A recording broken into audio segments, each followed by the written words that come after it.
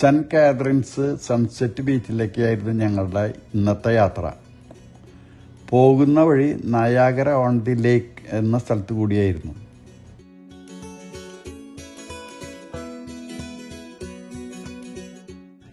കാനഡയിലെ ഏറ്റവും സമ്പന്നർ താമസിക്കുന്ന സ്ഥലങ്ങളിൽ ഒന്നാണിവിടം.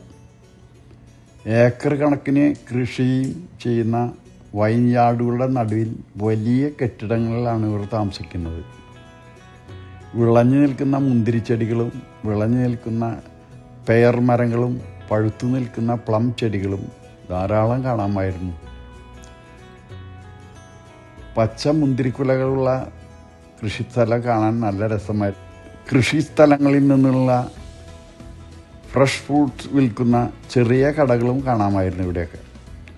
ഇവിടെ നിന്ന് ഞങ്ങൾ കുറച്ച് ഫ്രൂട്ട്സ് വാങ്ങുകയുണ്ടായി.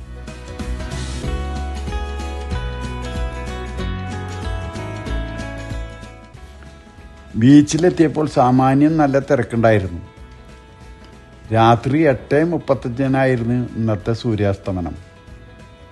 തെളിഞ്ഞ ആകാശമായതിനാൽ സൂര്യാസ്തമനം വളരെ സുന്ദരമായ കാഴ്ചയായിരുന്നു. ഞങ്ങൾ എല്ലാവരും ഈ യാത്ര വളരെ സുന്ദരമായി ആസ്വദിക്കുകയുണ്ടായി.